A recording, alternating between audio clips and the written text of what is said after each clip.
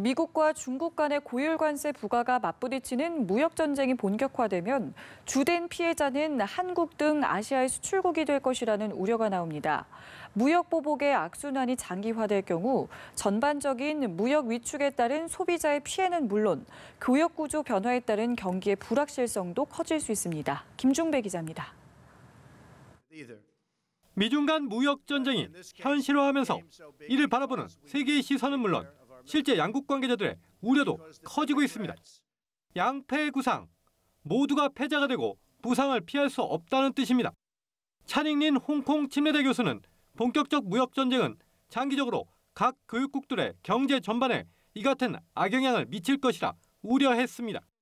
특히 본격적인 무역 전쟁을 가장 우려해야 할 나라들은 한국 등 아시아권의 수출 위주 국가들이란 지적들이 나옵니다.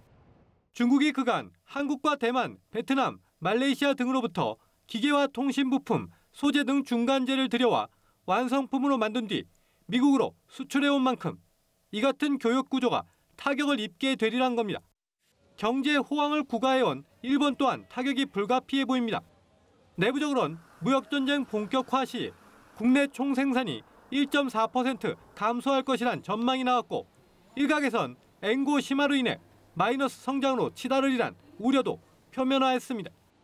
생산지 다변화 등을 갖추지 못해 관세에 취약한 일부 기업들 또한 철퇴를 맞을 수 있습니다.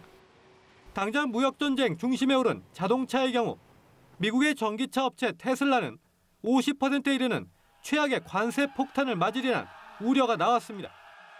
물론 무역전쟁 여파로 어부지리를 얻게 되는 이들도 없지 않을 것으로 보입니다. 예를 들어 중국의 미국산 농축산품 수입이 줄게 되면 브라질과 아르헨티나, 덴마크 같은 나라들이 수혜국이 될 것이란 관측이 나옵니다. 중국이 철강 공급선 다변화에 나서게 될 경우 과잉 공급에 따른 철강 파동의 우려도 제기됐습니다. 연합뉴스 김중배입니다.